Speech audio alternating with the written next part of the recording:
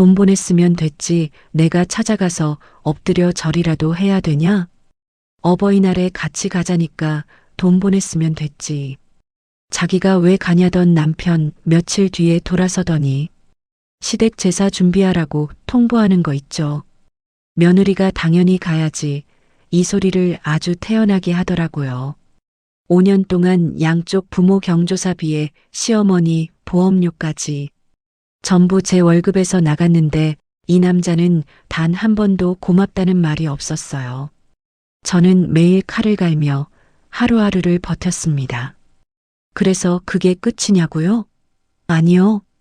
지금부터 제 이야기 들려드릴게요. 안녕하세요, 시청자 여러분.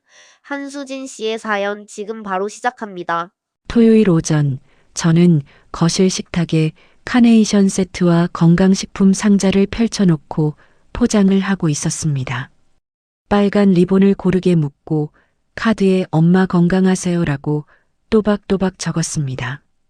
어버이날이 일주일 앞으로 다가왔거든요. 소파에서는 재혁이 쿠션을 베개 삼아 누운 채 TV 리모컨을 이리저리 돌리고 있었습니다.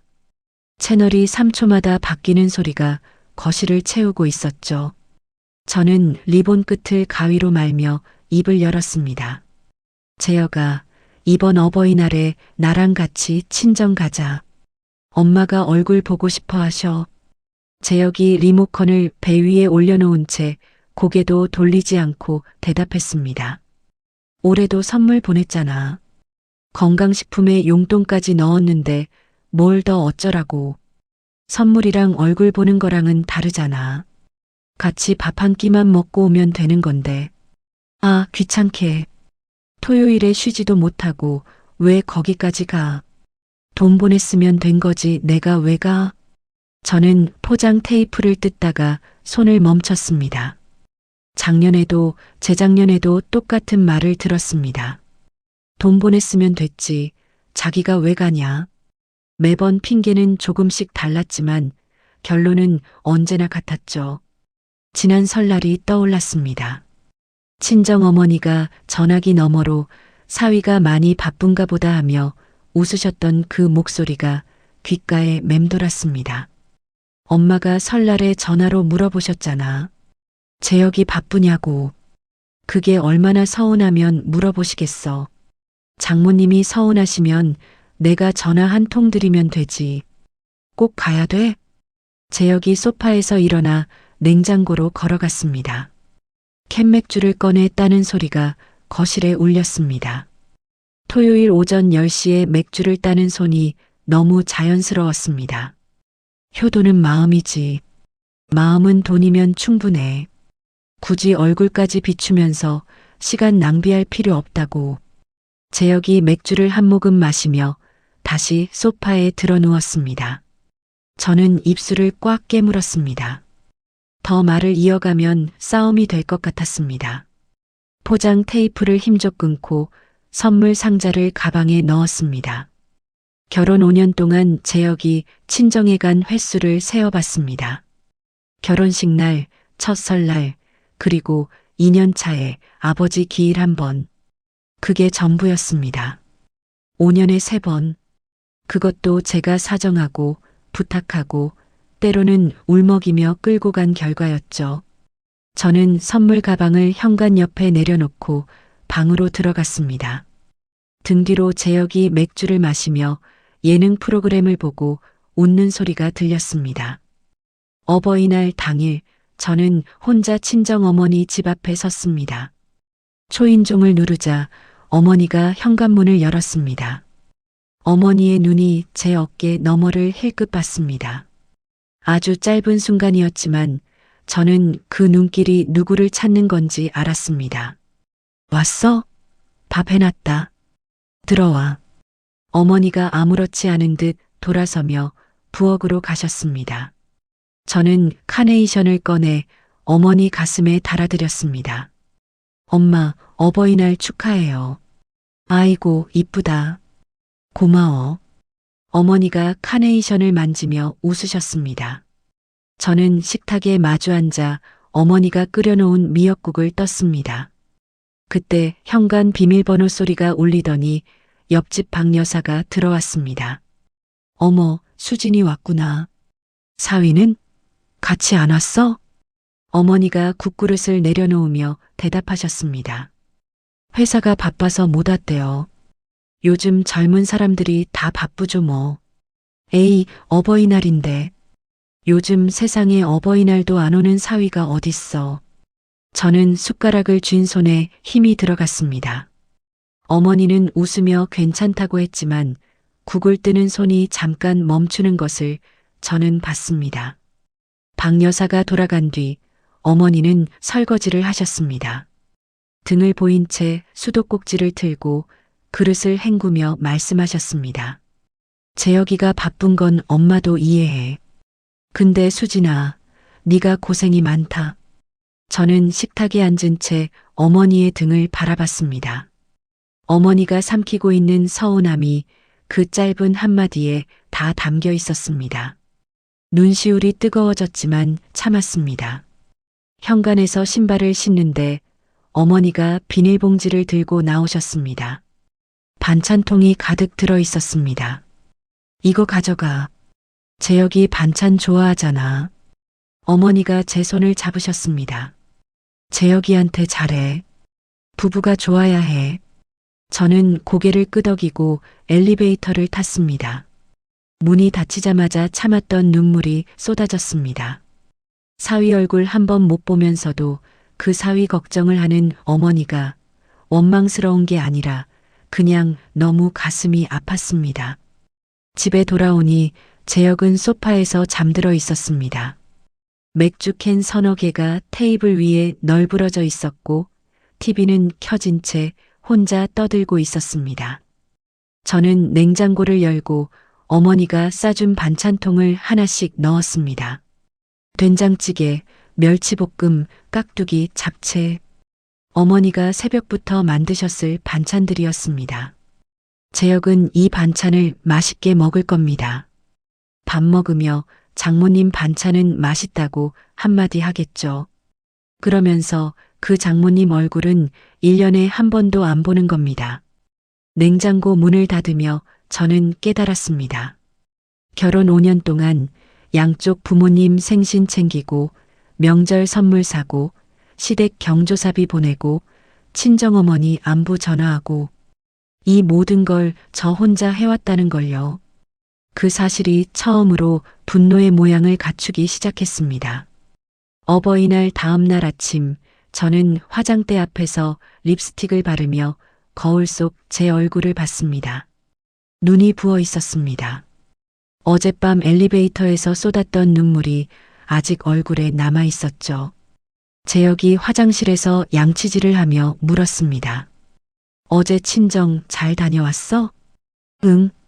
장모님 좋아하셨겠다. 선물도 보냈는데. 저는 립스틱 뚜껑을 닫으며 거울 속 재혁을 봤습니다. 선물을 보낸 건 제 카드였습니다. 재혁이 보낸 건 아무것도 없었습니다.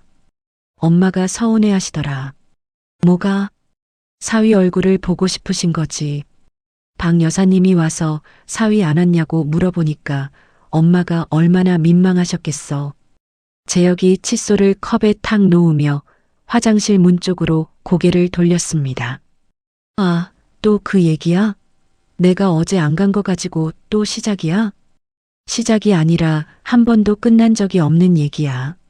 재혁이 세수 수건으로 얼굴을 닦으며 화장실 문을 닫았습니다.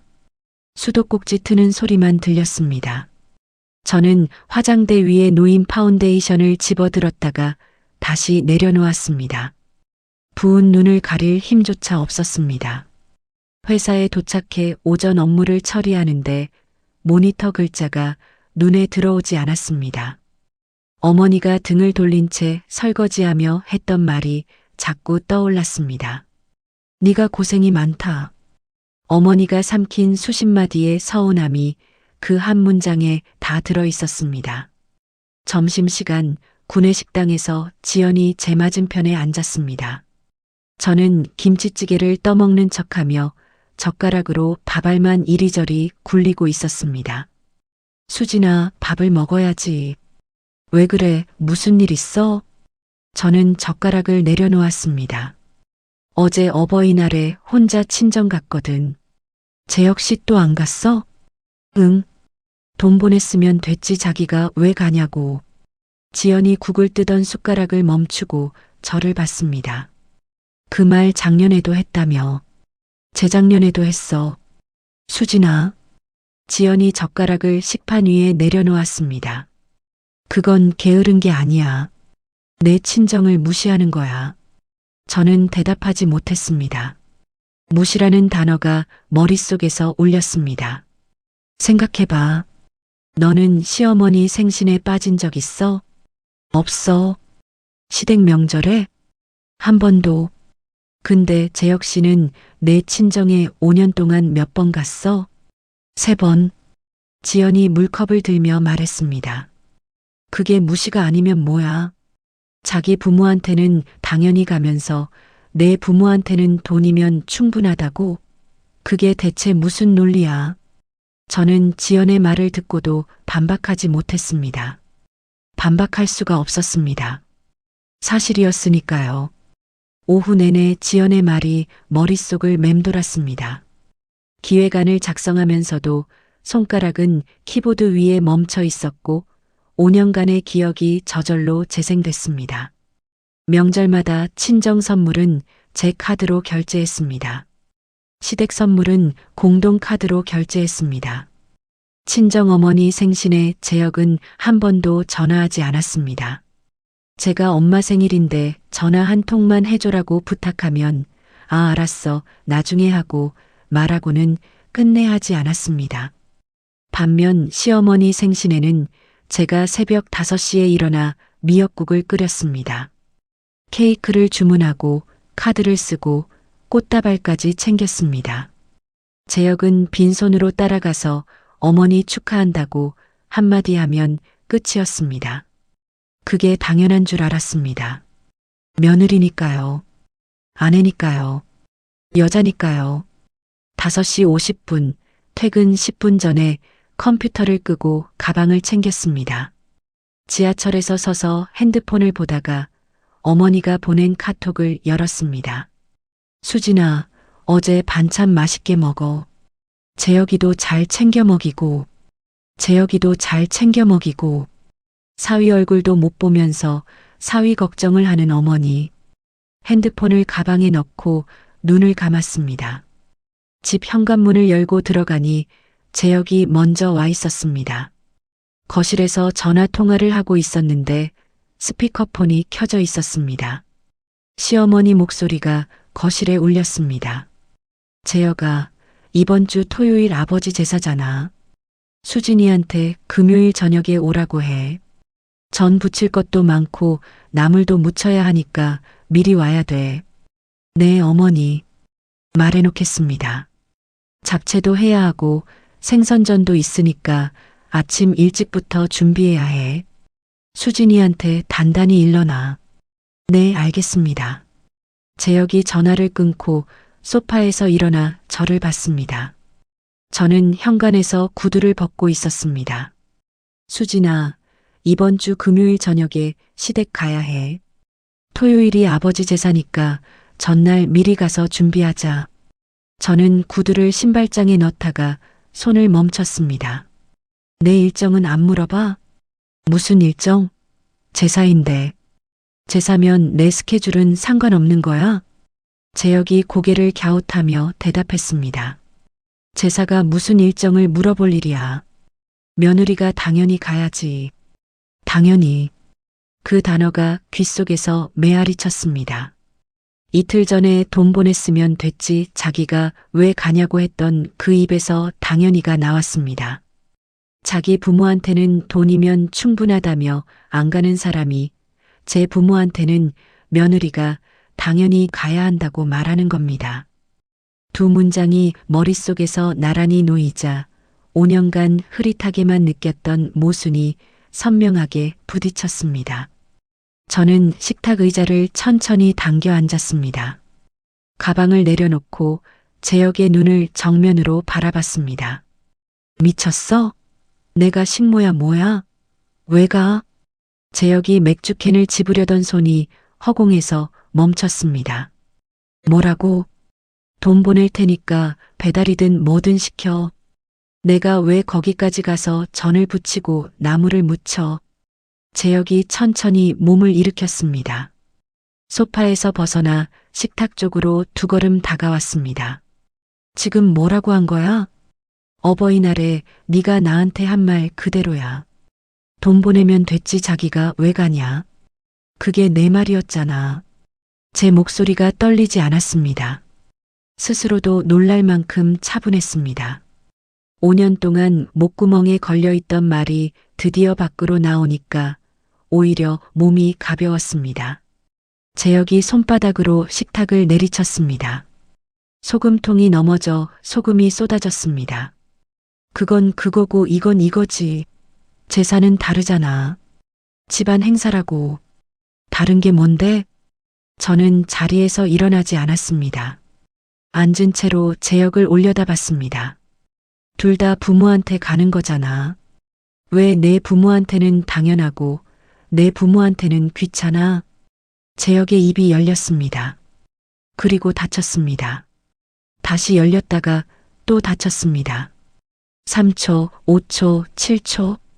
대답이 나오지 않았습니다. 저는 재혁의 얼굴을 가만히 봤습니다. 5년 동안 한 번도 이런 표정을 본 적이 없었습니다. 할 말을 찾지 못하는 얼굴. 자기 논리의 빈틈을 들킨 사람의 얼굴. 재혁이 의자를 발로 밀치며 안방으로 걸어갔습니다. 문이 쾅 닫혔습니다. 벽에 걸린 결혼사진 액자가 흔들렸습니다. 사진 속에서 웃고 있는 두 사람이 흔들리는 게 보였습니다. 저는 혼자 거실에 앉아 창밖을 바라봤습니다. 아파트 단지 가로등에 하나둘 불이 켜지고 있었습니다. 식탁 위에 쏟아진 소금을 손으로 쓸어 모으며 생각했습니다. 5년 동안 삼킨 말을 처음으로 뱉었습니다. 가슴이 시원했습니다. 동시에 손끝이 차가워지는 것을 느꼈습니다. 이 한마디가 어떤 결과를 가져올지 저는 알고 있었습니다. 금요일 저녁 재혁이 퇴근하자마자 저에게 말했습니다. 어머니한테 얘기했어. 네가 몸이 안 좋아서 전날 준비는 못하는데 제사 당일에는 간다고. 저는 부엌에서 컵을 씻다가 수도꼭지를 잠갔습니다. 누가 간다고 했어? 내가 알아서 조율한 거야. 전날 안 가도 되니까 당일만 가면 돼. 타협한 거잖아. 타협이라고 했습니다. 제 동의 없이 자기 혼자 결정해 놓고 그걸 타협이라고 부르는 사람이었습니다. 저는 피식 웃음이 나왔지만 아무 말도 하지 않았습니다. 토요일 아침 저는 평소처럼 운동복을 입고 운동화 끈을 묶었습니다. 현관에서 재혁이 안방 문을 열고 나왔습니다. 진짜 안 갈 거야? 저는 이어폰을 한쪽 귀에 꽂으며 현관문 비밀번호를 눌렀습니다. 돈은 보냈으니까 네가 알아서 해. 재혁의 입이 벌어지는 것을 등 뒤로 느끼며 문을 나섰습니다. 엘리베이터 버튼을 누르는 손가락 끝이 차가웠지만 발걸음은 가벼웠습니다. 조깅을 하고 카페에서 커피를 마시고 서점에 들러 책 한 권을 샀습니다. 오후에 집에 돌아와 소파에 앉아 책을 펼쳤을 때 핸드폰이 울렸습니다. 시어머니 김순옥이었습니다. 수진아, 네 어머니. 제사상에 며느리가 빠지면 어떡하니? 재혁이가 네가 아프다고 하던데 많이 아파? 목소리가 날카로웠습니다. 아프냐고 물으면서도 걱정하는 말투가 아니었습니다. 어머니, 죄송한데 오늘은 못 갈 것 같습니다. 못 가다니 그게 무슨 소리야? 시집 와서 제사를 빠지는 며느리가 세상에 어디 있어. 죄송합니다. 오늘은 정말 어렵습니다. 저는 전화를 끊었습니다. 손가락이 떨렸지만 후회는 없었습니다. 책을 다시 펼치고 글자 위에 눈을 올렸습니다. 다음 날 일요일 오전 현관 비밀번호 소리가 울렸습니다. 저는 부엌에서 토스트를 굽고 있었습니다. 문이 열리더니 시어머니가 거실로 들어왔습니다. 예고도 없이, 전화 한 통 없이. 어머니, 어떻게 오셨어요? 시어머니가 현관에 구두를 벗어 던지며 거실 한가운데 섰습니다. 네가 할 말이 있어. 내가 할 말이 있어? 저는 토스트 접시를 식탁에 내려놓고 자리에서 일어났습니다. 시어머니의 목소리가 거실 벽을 울렸습니다. 시집 와서 제사를 빠져? 내가 시집 올 때 혼수도 안 따졌어. 패물도 안 따졌어. 그 은혜를 모르고 이래? 시어머니가 손가락으로 저를 가리키며 말을 이어갔습니다. 결혼 초부터 내가 뭐 하나 요구한 적 있어? 며느리라면 제사 하나는 기본 아니야? 안방에서 재혁이 나왔습니다. 뒤늦게 따라 들어왔는지 아니면 안에서 듣고 있었는지 모르겠습니다. 재혁은 시어머니 옆에 서서 고개를 끄덕이고 있었습니다. 어머니 말씀이 맞아. 수진아, 네가 좀 심했어. 저는 두 사람을 번갈아 봤습니다. 시어머니의 말이 30분 넘게 이어졌습니다. 저는 끝까지 들었습니다. 그리고 입을 열었습니다. 어머니, 혼수 안 따지신 건 감사합니다. 근데 결혼하고 5년 동안 시댁 경조사비, 명절 비용, 어머니 보험료까지 제가 제 월급에서 보탠 거 기억하세요? 시어머니의 눈이 커졌습니다. 추석 때 친척분들 용돈, 설날 세뱃돈, 아버님 기일 제수 비용, 다 제 통장에서 나갔습니다. 시어머니의 목소리가 한 톤 낮아졌습니다. 재혁이 끼어들었습니다. 그건 부부 공동생활비에서 나간 거잖아. 공동이라면서 내 카드 명세서에 시댁 관련 지출 단 한 건이라도 있어? 하나만 보여줘. 재혁이 시선을 바닥으로 떨어뜨렸습니다. 대답이 없었습니다. 시어머니가 가방을 집어들며 소리쳤습니다. 돈 가지고 시어머니한테 따지는 며느리가 어딨어. 어머니, 할 말씀 다 하셨으면 저도 더는 드릴 말씀 없습니다. 앞으로 일방적으로 말씀하실 거면 저도 제 갈 길 가겠습니다. 시어머니가 저를 쏘아봤습니다. 좋아. 나가면 빈손이야. 시어머니가 현관으로 가서 구두를 신고 문을 닫았습니다. 재혁이 어머니를 따라 나갔다가 5분 뒤에 돌아왔습니다. 어머니한테 그게 무슨 말버릇이야. 네가 지금 누구한테 그런 식으로 말한 거야? 재혁의 목소리는 분노였지만 재혁의 눈에는 당혹감이 더 크게 서려 있었습니다. 한 번도 반박당해 본 적 없는 사람의 눈이었습니다. 저는 대답하지 않고 방으로 들어갔습니다. 그날 밤 재혁이 잠든 뒤 저는 서재로 갔습니다. 컴퓨터를 켜고 결혼 후 5년간의 가계부 파일을 열었습니다. 시댁에 보낸 금액, 친정에 보낸 금액, 제 월급과 재혁의 월급이 어디에 쓰였는지 한 줄 한 줄 정리하기 시작했습니다. 더 이상 감정으로 말하지 않겠다고 다짐했습니다. 숫자로 말하겠다고요.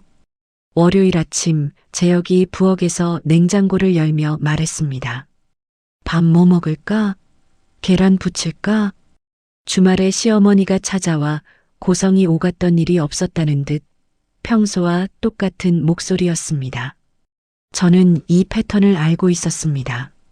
폭풍이 지나가면 아무 일 없다는 듯 리셋하는 것. 5년간 이 방식에 제가 매번 말려들었다는 것을 처음으로 자각했습니다. 아침 안 먹어. 먼저 나갈게. 저는 가방을 들고 현관을 나섰습니다. 점심시간 구내식당에서 지연이 제 옆에 앉았습니다. 저는 주말에 있었던 일을 처음부터 끝까지 이야기했습니다.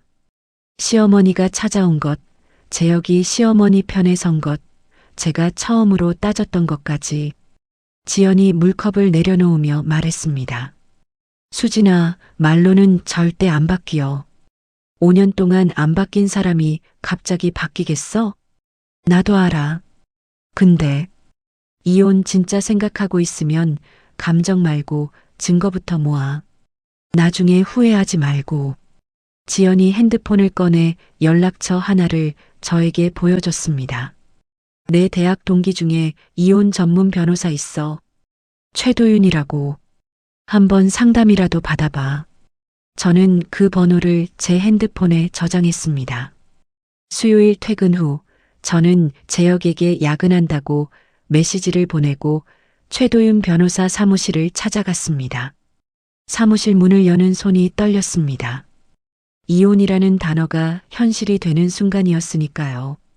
최 변호사가 상담 테이블에 앉으며 물었습니다.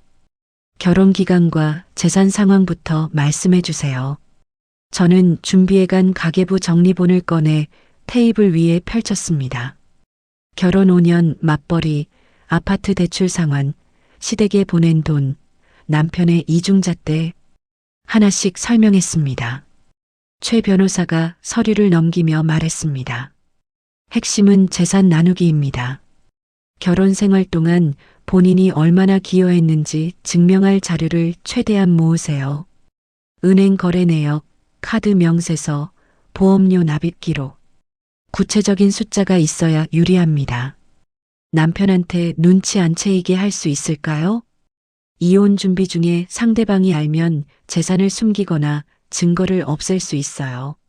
최대한 평소와 같은 태도를 유지하세요. 저는 고개를 끄덕이고 사무실을 나왔습니다. 그날 밤부터 매일 재혁이 잠든 뒤 서재에 앉았습니다. 은행 앱에서 거래 내역을 캡처하고 카드 명세서를 출력하고 시댁에 보낸 송금 기록을 날짜 순으로 정리했습니다. 시어머니 보험료 납입 증명서도 발급받았습니다. 5년간 제 이름으로 빠져나간 돈의 총액을 계산했을 때 손이 떨렸습니다. 제 예상보다 훨씬 큰 금액이었습니다. 하지만 작업을 멈추지 않았습니다. 한편 재혁은 매일 저녁 시어머니와 통화했습니다. 안방 문을 닫고 전화하지만 목소리는 거실까지 새어나왔습니다. 어머니, 수진이가 요즘 좀 이상해요. 네, 알겠습니다. 어느 날 저녁 재혁이 통화를 끝내고 부엌으로 와서 말했습니다. 수진아, 어머니한테 전화해. 제사 때 일 사과하고. 사과할 일 없어. 왜 이렇게 고집이야? 전화 한 통이면 끝나는 걸. 저는 설거지를 하며 대답하지 않았습니다. 재혁이 한숨을 쉬고 거실로 돌아갔습니다. 2주 동안 자료를 정리한 결과가 나왔습니다. 결혼 5년간 시댁에 들어간 총 지출은 약 4,800만 원. 그중 제 월급에서 나간 금액이 3,200만 원이 넘었습니다. 재혁이 친정에 쓴 금액은 명절 선물비 합산 200만 원이 채 되지 않았습니다. 숫자는 거짓말을 하지 않았습니다. 같은 시기 회사에서 팀장 오상훈이 저를 회의실로 불렀습니다. 한 대리, 이번 3분기 유통사 제휴 프로젝트 총책임자 맡아줘. 규모가 크니까 부담될 수 있는데 성과 좋으면 하반기 승진 심사에 올릴게. 맡겠습니다. 저는 망설이지 않았습니다. 이혼 후 혼자 서야 할 경제적 기반이 필요했으니까요. 낮에는 프로젝트에 매달리고 밤에는 이혼 자료를 정리했습니다. 두 개의 삶을 동시에 살았습니다. 어느 퇴근길 친정 어머니에게 전화를 걸었습니다. 엄마, 밥 먹었어? 응, 먹었다. 재혁이는 잘 있어? 응, 잘 있어. 거짓말이 입에서 자연스럽게 나왔습니다. 이 상황을 어머니에게 알리는 것은 모든 준비가 끝난 뒤여야 했습니다. 한 달 뒤 최 변호사에게 정리한 자료 전부를 전달했습니다. 최 변호사가 서류를 한 장씩 넘기더니 고개를 끄덕였습니다. 기업은 입증 충분합니다.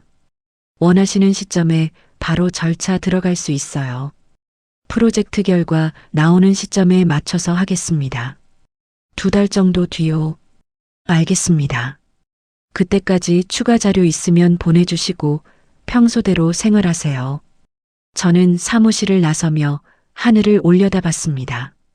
2달, 2달만 더 버티면 됐습니다. 이혼 준비를 시작한 지 2달째 저는 낮과 밤이 완전히 다른 사람이었습니다. 낮에는 유통사 제휴 프로젝트를 진두지휘하며 팀원 8명을 이끌고 발표와 현장 미팅을 소화했습니다. 밤에는 재혁이 잠든 뒤 서재에서 최 변호사와 이메일을 주고받으며 재산 분할 계산을 수정했습니다. 재혁은 제가 야근이 잦아진 것을 눈치채지 못했습니다. 요즘 회사 많이 바쁜가 보다. 그게 전부였습니다. 어느 금요일 새벽 현관에서 쿵 하는 소리에 잠이 깼습니다. 거실로 나가보니 재혁이 구두를 벗다 넘어져 바닥에 앉아 있었습니다. 술 냄새가 거실 끝까지 퍼졌습니다. 재혁은 바닥에 앉은 채로 전화 통화를 하고 있었습니다. 아, 진짜 우리 마누라가 요즘 제사도 안 가. 시어머니한테 대들었다니까. 취한 목소리로 누군가에게 떠벌리고 있었습니다. 저는 복도에 서서 그 말을 다 듣고 소리 없이 방으로 돌아갔습니다. 다음 날 아침 재혁이 숙취로 늦잠을 자는 사이 저는 거실을 정리하다가 소파 위에 놓인 재혁의 핸드폰을 봤습니다. 화면이 켜진 채 카톡 대화창이 열려 있었습니다. 시어머니와의 대화였습니다. 시어머니가 보낸 메시지가 눈에 들어왔습니다. 수진이 친정이 원래 그 모양이니 며느리 교육이 안 된 거야. 그 아래 재혁의 답장이 있었습니다. 맞아요, 엄마. 걔네 집안이 원래 그래요. 저는 그 화면을 한참 내려다봤습니다. 분노가 아니었습니다. 차갑고 단단한 확신이었습니다. 핸드폰 카메라로 그 화면을 찍어 저장한 뒤 최 변호사에게 전송했습니다. 변호사의 답장이 10분 뒤에 왔습니다. 이미 열려있던 화면을 본 것이라 증거로 쓰기엔 한계가 있을 수 있습니다. 다만 참고 자료로는 활용 가능합니다. 가능하면 남편이 직접 친정을 비하하는 발언을 하는 상황을 녹음으로 확보하세요. 그 주 저녁 저는 식사 중에 자연스럽게 말을 꺼냈습니다. 엄마가 요즘 무릎이 안 좋으시대. 병원 한번 모시고 가야 하나. 재혁이 젓가락으로 반찬을 집으며 대답했습니다. 내 엄마는 네가 알아서 해. 내가 왜 신경 써? 그래도 같이 한번. 아, 솔직히 그쪽은 해준 것도 없으면서 왜 이렇게 신경을 쓰냐고. 니네 엄마 일은 네가 알아서 하라고. 저는 고개를 끄덕이며 밥을 떴습니다. 식탁 위에 올려둔 핸드폰이 그 대화를 전부 녹음하고 있었습니다. 프로젝트 3개월 차 중간 발표가 열렸습니다. 제가 주도한 마케팅 전략을 유통사 임원진 앞에서 발표했고 계약 규모가 당초 예상보다 커지는 성과를 거뒀습니다. 팀장 오상훈이 전체 회의에서 말했습니다. 이번 프로젝트 핵심은 한수진 대리입니다. 다들 고생 많았지만 한 대리가 없었으면 이 결과 못 나왔습니다. 동료들의 박수 속에서 저는 고개를 숙여 인사했습니다. 이 성과가 단순한 승진이 아니라 제가 혼자 서기 위한 바닥이라는 것을 아는 사람은 지연뿐이었습니다.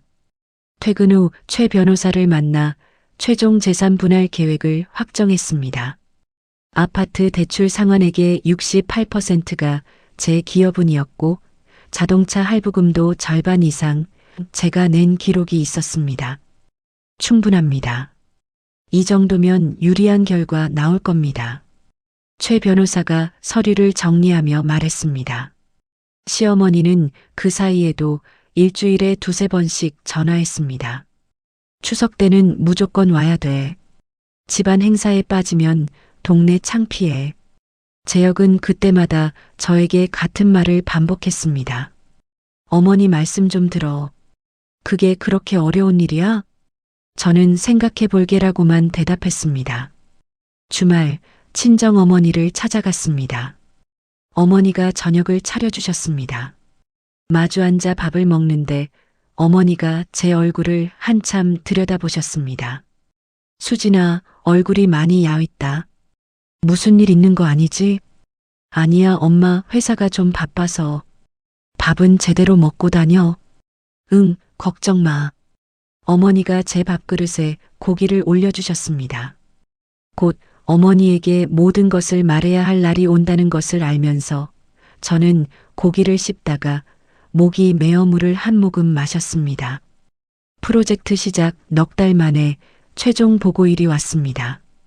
유통사 임원진 앞에서 발표를 마치고 계약 체결을 확정지었습니다. 팀장 오상훈이 발표장을 나서며 제 어깨를 두드렸습니다. 한 대리 승진 추천서 올릴게. 수고했어. 감사합니다. 저는 화장실로 가서 거울 앞에 섰습니다. 가방 안에 넣어둔 서류 봉투를 손으로 만져봤습니다. 이혼 합의서가 들어있는 봉투였습니다. 이제 됐습니다. 다음 날 토요일 아침, 저는 식탁 위에 서류 봉투를 가지런히 올려놓고 건너편 의자에 앉아 커피를 마셨습니다. 재혁이 늦잠에서 일어나 하품을 하며 거실로 나왔습니다. 재혁의 눈이 식탁 위 봉투에 멈췄습니다. 앉아. 할 얘기 있어. 재혁이 의자를 당겨 앉으며 봉투를 집어들었습니다. 첫 장을 꺼내 펼치는 재혁의 손이 멈췄습니다. 이혼 합의서? 이게 뭐야? 재혁이 서류를 식탁에 내려놓으며 코웃음을 쳤습니다. 협박이야? 이런 걸로 내가 쫄릴 것 같아? 저는 가방에서 두 번째 서류철을 꺼내 식탁에 올렸습니다. 5년간 재산 내역이야. 아파트 대출 갚은 거, 자동차 할부 낸 거, 생활비 쓴 거 다 정리했어. 한 장씩 넘겼습니다. 아파트 대출 상환 기여율, 자동차 할부 분담 내역, 생활비 지출 비교표. 재혁의 표정이 비웃음에서 멈칫함으로 다시 굳어지는 것을 봤습니다. 나가면 아무것도 없어. 이 집 내 명의야. 재혁이 목소리를 높였습니다. 저는 세 번째 서류를 펼쳤습니다. 명의는 내 거 맞아. 근데 대출 갚은 돈의 68%는 내 월급에서 나갔어. 여기 은행 기록 다 있어. 이건 내 기여분이야. 재혁이 서류를 움켜잡고 들여다봤습니다. 숫자를 훑는 재혁의 눈동자가 흔들렸습니다. 부부가 같이 번 건데 이렇게 따지는 게 말이 돼? 저는 네 번째 서류를 꺼냈습니다. 같이 번 돈이라면서 시댁에 보낸 3,200만 원은 왜 전부 내 통장에서 나갔어? 친정에는 공동자금에서 단 한 푼도 안 썼잖아. 양가 지출 비교표를 재혁 앞으로 밀었습니다. 시댁 4,800만 원, 친정 200만 원. 재혁의 입이 닫혔습니다. 10초쯤 지났을까? 재혁이 갑자기 서류를 덮으며 말했습니다. 알았어. 내가 잘못했어. 앞으로 친정도 같이 갈게. 제사도 안 시킬게. 그러니까 이거 집어넣어. 5년 동안 다음에는 잘하겠다는 말 몇 번 했는지 세어볼까? 저는 서류 위를 손가락으로 가리켰습니다. 제 서명이 적힌 칸이었습니다. 나는 이미 사인했어. 재혁이 의자에서 일어나며 저를 내려다봤습니다. 이혼하면 주변에서 손가락질할 텐데. 그래도 괜찮겠어? 저도 자리에서 일어났습니다.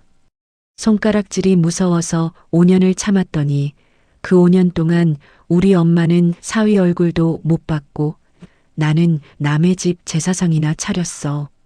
이혼이 그것보다 무섭진 않아. 서류를 식탁 위에 그대로 두고 방으로 들어갔습니다.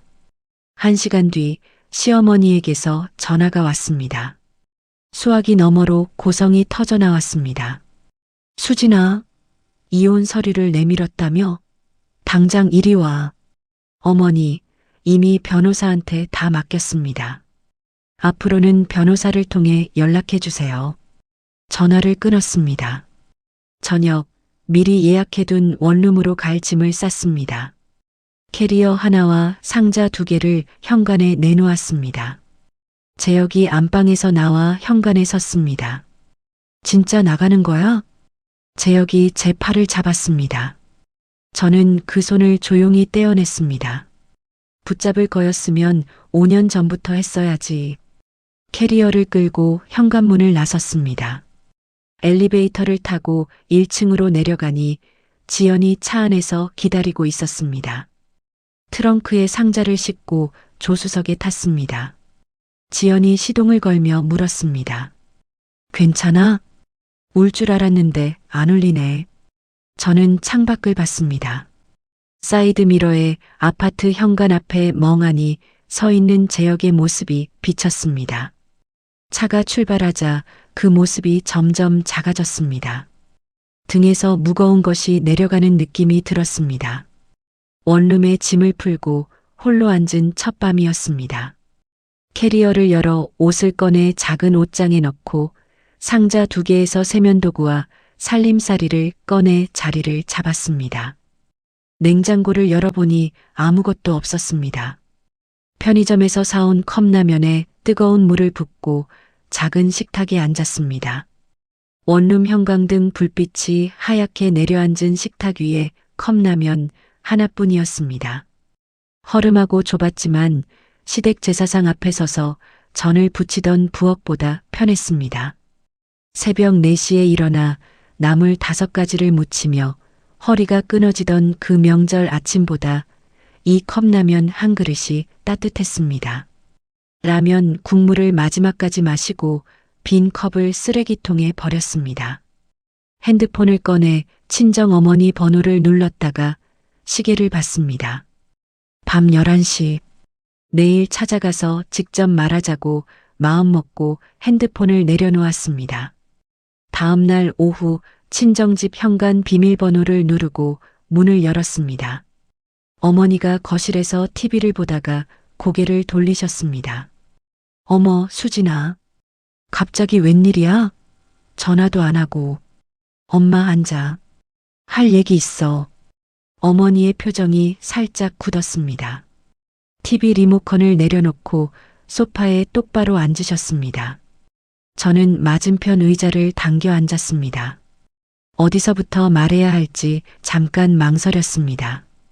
그리고 처음부터 시작했습니다. 엄마, 나 이혼해. 어머니의 손이 무릎 위에서 움찔했습니다. 이혼? 갑자기 무슨? 갑자기가 아니야. 몇 달 전부터 준비했어. 저는 하나씩 말했습니다.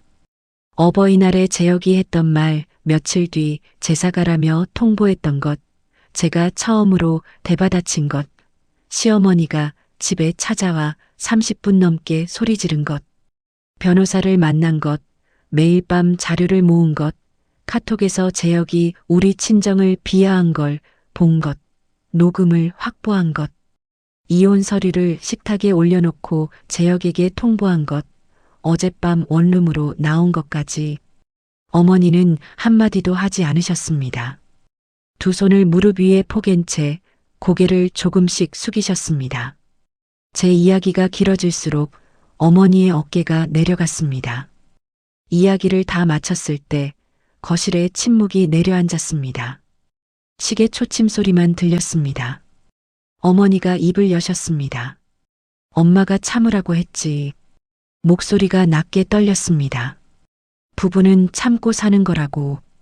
시댁이 좀 힘들어도 견디면 나아진다고. 그 말이 너한테 독이 된 거다. 엄마 탓 아니야. 내가 결정한 거야. 아니야. 어머니가 고개를 들었습니다. 눈가가 붉었습니다. 엄마가 참으라고 해서 네가 5년을 버틴 거잖아. 엄마가 일찍 너한테 나와도 된다고 말했어야 했어. 엄마가 미안하다, 수진아. 저는 소파로 옮겨 앉아 어머니 옆에 앉았습니다. 어머니가 손등으로 눈을 닦으셨습니다. 1번, 2번. 눈물이 계속 나와서 결국 소매로 닦으셨습니다. 그러다 어머니가 등을 펴셨습니다. 저를 똑바로 보셨습니다. 눈가는 젖어 있었지만 눈빛은 단단했습니다. 이번엔 참지 마라. 엄마처럼 살지 마. 네가 결정한 거면 엄마가 뒤에서 밀어줄게. 5년 동안 듣고 싶었던 말이었습니다. 이혼을 결심하고 자료를 모으고 변호사를 만나고 서류를 내미는 그 긴 시간 동안 제가 가장 두려웠던 건 재혁의 반응이 아니었습니다. 어머니가 다시 참으라고 할까봐 그게 제일 무서웠습니다. 저는 어머니 손을 꽉 쥐었습니다. 아무 말도 하지 않아도 괜찮았습니다. 손을 잡고 있는 것만으로 충분했습니다. 이혼 서류를 내민 지 열흘 뒤 모르는 번호로 전화가 왔습니다. 수진 씨, 나 재혁이 고모야. 김정란. 시아버지의 여동생이었습니다. 명절에 두어 번 본 적 있는 분이었죠. 집안끼리 이렇게 끝내면 안 되지. 재혁이도 반성하고 있으니까 한번 만나서 이야기하자. 저는 전화를 끊고 최 변호사에게 연락했습니다. 변호사의 답은 명확했습니다. 만나시는 건 자유인데 혼자 가지 마시고 저랑 같이 가세요. 이틀 뒤 시청역 근처 카페에서 만났습니다. 창가 자리에 김정란과 재혁이 나란히 앉아 있었고 저는 최 변호사와 맞은편에 앉았습니다. 김정란이 커피를 저으며 입을 열었습니다. 수진 씨, 혈기에 이러는 거 아니야? 젊은 부부가 다 그렇지. 싸우다 보면 말이 과해지는 거고. 저는 대답하지 않고 재혁을 봤습니다. 재혁은 팔짱을 낀 채 창밖을 보고 있었습니다. 다리를 꼬고 턱을 약간 치켜들고 입꼬리를 살짝 내린 얼굴. 자기가 뭘 잘못했는데 라는 표정이 그대로 드러나 있었습니다. 재혁이도 반성하고 있어. 그치, 재혁아? 김정란이 재혁의 팔을 툭 쳤습니다. 재혁이 고개를 돌리며 입을 열었습니다. 내가 좀 잘못한 부분은 있지. 근데 이혼까지 할 일은 아니잖아. 좀 잘못한 부분. 그 말투에서 진심은 느껴지지 않았습니다. 반성하는 사람의 자세가 아니었습니다. 시선도 제 눈을 피하고 있었습니다. 저는 커피잔을 내려놓으며 말했습니다. 고모님, 이 자리는 여기까지 하겠습니다. 김정란이 당황하며 말했습니다. 잠깐, 수진 씨. 이렇게 그냥 가면 어떡해. 저는 자리에서 일어났습니다. 최 변호사가 서류 봉투를 가방에서 꺼내 재혁 앞에 놓았습니다. 재산분할 내역서와 위자료 청구서입니다. 모든 항목에 은행 거래 내역하고 납입 기록이 첨부되어 있으니 확인하시고 연락 주세요. 재혁이 봉투를 열고 서류를 넘기다가 금액이 적힌 페이지에서 손가락이 멈췄습니다. 재혁의 눈이 커졌습니다. 이 금액이 말이 돼? 장난하냐? 최 변호사가 가방을 들며 담담하게 답했습니다. 장난이 아닙니다. 확인해 보시고 연락 주세요. 저는 카페를 나왔습니다. 뒤에서 김정란이 수진 씨 하고 부르는 소리가 들렸지만 돌아보지 않았습니다. 재혁은 한 달 동안 아무 연락이 없다가 변호사를 선임했습니다. 재산 분할 비율을 다투기 시작했지만 최 변호사가 전해준 이야기가 있었습니다. 상대 변호사가 자료를 보고 의뢰인한테 솔직하게 말했대요. 이 정도 기록이면 다툴 여지가 크지 않다고. 합의가 안 되자 저는 가정법원에 이혼 조정을 신청했습니다. 그 사이에 시어머니가 친정어머니에게 직접 전화를 걸었습니다. 그날 밤 어머니가 저에게 전화하셨습니다. 목소리가 떨리고 있었습니다. 순옥 씨가 전화했더라. 며느리를 이렇게 키웠냐고. 딸 교육을 그렇게 시켰냐고. 엄마, 괜찮아? 어머니가 잠깐 숨을 고르셨습니다. 그리고 말씀하셨습니다. 근데 있잖아. 그 소리를 듣고 나니까 오히려 확신이 생기더라. 네가 잘 빠져나왔다는 거. 엄마. 재혁이 엄마가 저런 사람인데 거기서 평생 살면 네가 뭐가 되겠니? 잘한 거야. 어머니의 목소리가 더 이상 떨리지 않았습니다. 이혼 조정 기일이 잡혔습니다. 가정법원 조정실에 양측이 마주 앉았습니다. 재혁이 양복을 입고 나왔습니다. 저를 보더니 잠깐 입술을 깨물었다가 입을 열었습니다. 내가 좀 잘못한 건 인정해. 근데 이렇게까지 할 일이야? 5년을 같이 살았는데. 저는 제역을 보지 않고 조정위원을 향해 준비한 증거처를 꺼냈습니다. 5년간 남편이 친정 방문을 거부한 사례, 시댁 행사에 저를 강제한 내역, 녹음 자료, 그리고 양가지출 비교 내역서입니다. 서류를 한 장씩 조정위원 앞에 올렸습니다. 조정위원이 서류를 넘기며 읽었습니다. 제역의 변호사가 서류를 옆에서 함께 보다가 고개를 살짝 숙였습니다. 조정 결과가 나왔습니다. 아파트는 제 기여분에 따라 유리한 비율로 정리됐고 위자료는 전액이 아닌 일부가 인정됐지만 재산 분할에서 제 기여를 압도적으로 인정받았습니다. 전체적으로 제가 원했던 방향에 가까운 결론이었습니다. 제역은 조정안을 받아들 수밖에 없었습니다. 조정실을 나서는데 복도에서 제역이 핸드폰을 귀에 대고 있었습니다. 어머니, 생각보다 많이 줘야 할 것 같아요.